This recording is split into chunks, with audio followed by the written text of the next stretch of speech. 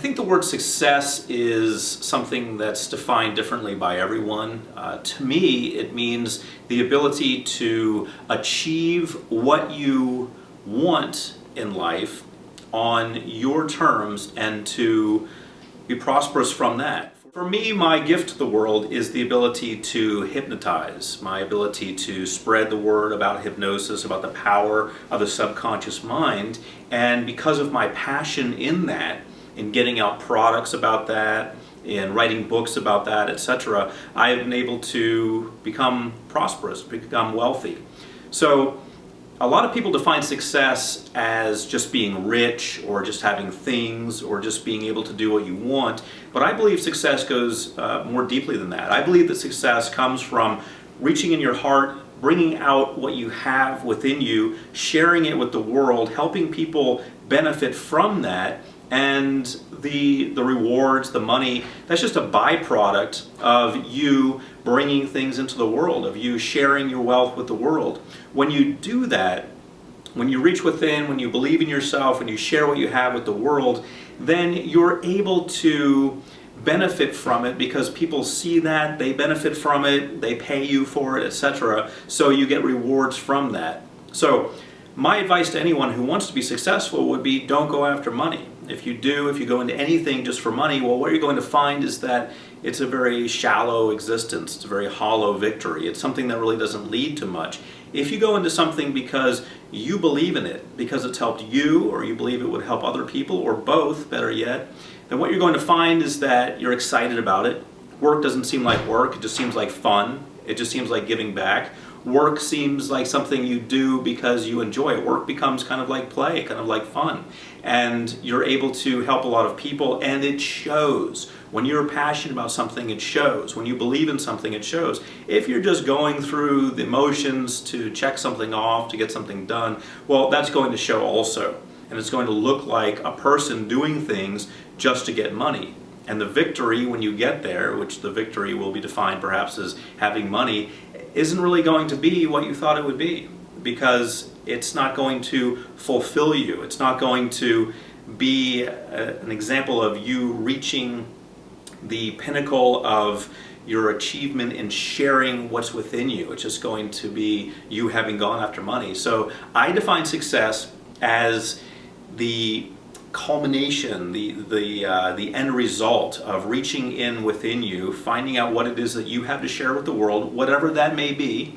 I've seen people who are dog trainers who become famous and wealthy for that because that's what they want to do. I've seen people who go into all kinds of professions become wealthy because that's what they want to do and they're good at it, and it shows.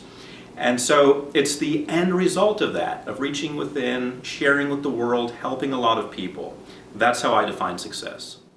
I believe that success is, in one sense, a mindset, and I do believe that anyone can develop it. But I also believe that success is just the natural end result of sharing your gift with the world. And so a lot of people think, how can I be successful? How can I tap into my inner drive and be a success? And really what it comes down to is starting with a question before that, which is, what do I have that's unique? What do I have that I can share with the world that has been calling me all my life, for example? Or that is something that, friends say, hey, that's unique about you. Or that just gets you up in the morning. What gets you going? So a lot of times people get caught up in doing something because they think that's what they should do, or they think that that's what's going to lead to money, or that's what their friends tell them to do, or their family tells them to do, or something that they just got in their head that they think is the right way to go. And there's this little voice in the back of their head that says, you know what, I'm really good at this other thing, but that'll never work out. I'll just ignore that. I hear that voice calling me to that, but that's not going to pay off. I remember when I got into hypnotherapy, my father wanted me to major in business and minor in computers. Now, in 1985, when I started college, computer as a minor was a legitimate minor. It was such a new field that you could have a minor called computers. Now it's much more clearly defined because it's grown into a robust field with many different divisions, what type of computer are you interested in? Are you interested in programming? Are you interested in artificial intelligence? Are you interested in developing the actual components of the computer? So it's grown into quite a field. But my father's idea for me was to major in business, because that's where the money is, and to minor in computers, because computers are becoming big. Well, he was right about all of that in a sense, but in a sense he missed the mark. Because anything that you go into that you're going to make money from is going to become your business. And you don't need to major in business in order to have a business. You should do what you are good at, and once you do that, you're going to be able to hire the people who are trained in just business, people who want to work with someone who's in a certain profession and they can run the business part of it. Also, computers, yes, it's very good to know computers, but you don't have to be a computer programmer in order to be in business and follow your passion. So I believe that anyone can become successful, but it really has to do, the mindset really has to do with, first of all, uncovering your passion, getting in touch with that. So for me, when I started at the University of Florida, I majored in psychology. That was it. I later switched, as I got into my graduate years, I switched to education because I realized that I was teaching more. I was spreading what I wanted to share more with the world rather than focusing on one-on-one clients. I was focusing on training large groups of people. So education became more important. So I would understand how to educate people, how they could be the next generation to share this information. But it all started with me really getting clear. And luckily for me, I was able to get clear in high school because I started hypnotizing people in high school. And I thought, this is what I want to go into. And my father said, no way, that's not going to make any money. Unfortunately, he was wrong. But fortunately, I followed my passion. Because one other thing that he was teaching me, without really realizing it, was that I should always follow what I felt was the right thing to do. And although he was saying one thing, I was hearing another. I was hearing that I had another passion. So when we look at this concept of success and a success mindset, yes, anyone can have it, but it all starts with digging down and figuring out what you want to do, and that's going to drive everything else. My secret weapon of success that helps me stay focused and continue to achieve is suggestion. What Napoleon Hill in the book Think and Grow Rich would call auto-suggestion, making suggestions to myself. Now, as a hypnotherapist, I'm able to broaden this into a much more diverse set of techniques that I use with myself. But one of the simple techniques I use when I make suggestions to myself to continue to be successful is I just write things on the mirror that I see in the morning and in the evening. Now, I travel a lot, so sometimes that mirror, in fact many times that mirror is a mirror that I don't own. That's a mirror that's in a hotel somewhere. But I can still write my affirmations on there. Now, I know affirmations have been made fun of a lot because there's a Saturday Night Live skit, for example, a show in the US that made fun of that. They had a character on there that would look into a mirror and say, I'm good enough, I'm smart enough, and doggone it, people like me. And they made a comedy skit about that. But the truth of the matter is that anything you're exposed to on a regular basis is going to become part of you. Any culture you're around, any friends you're around, your peer group, any activities that you're in association with on a regular basis, they're going to become part of you. You're going to start looking at that as normal, as the way things are done, as the way people interact with the world.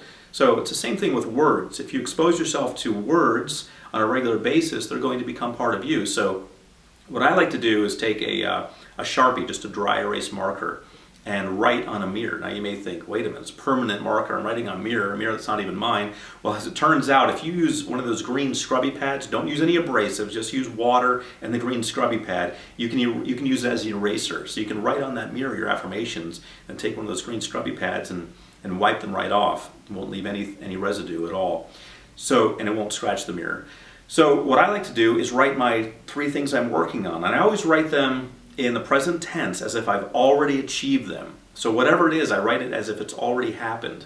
It has happened, and I write it very positively. So for example, if someone is working on graduating from college, let's say, for example, and they want to be successful after they do so. Simply, you can write, I am a successful college graduate. Now, this is something they would write before they've even graduated, but they see that every day. Now, how many people drop out of college? A lot. Now, I know when I was working on my doctorate, one of the things that I researched was why students drop out of higher education. And by the way, the answer is lack of a supportive campus environment. That's the #1 reason students don't persist in school. But you can become your own supportive environment by writing affirmations, and you'll be exposed to them twice a day at least. Once in the morning when you get up, you see them on the mirror, and once in the evening before you go to bed. So write them in the here and now as if they've already happened, and state them positively. Don't write things such as, I wish I had this, or I hope that this happens in the future. No, write it as if it's already happened. And it's definite, and you're very positive about it. The reason you do that is because your subconscious mind sees that and starts to analyze it somewhat. Now, the subconscious mind doesn't do a lot of analysis, but it is going to look at the environment and see if there's congruency or a disconnect. So if it's congruent, then that means you've already achieved it. Okay, you're saying you want to graduate college, or you're saying you have graduated college. Your mind can look at reality and see that no, that hasn't taken place yet. Your subconscious mind is going to do everything it can to make those two align, to make what you state to be reality and your perceived reality the same thing. So you start to, without even realizing it, take actions that lead toward that. Study more. Go to study groups. Retain more information.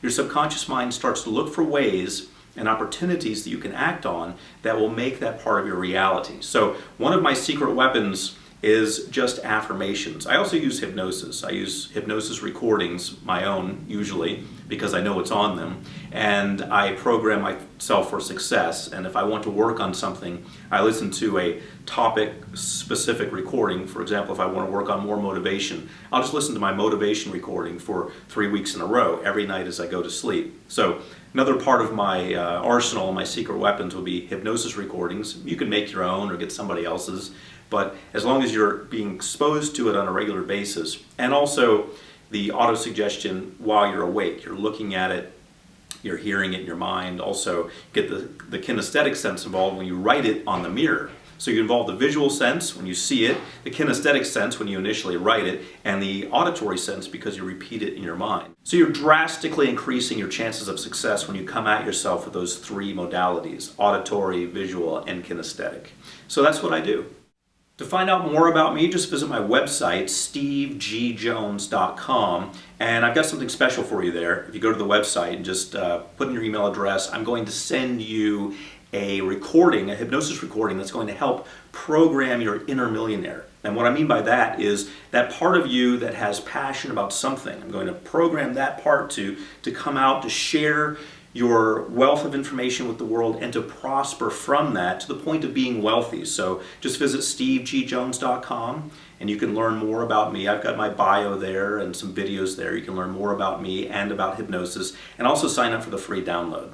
I'm Dr. Steve G. Jones, and I hope you have an outstanding day.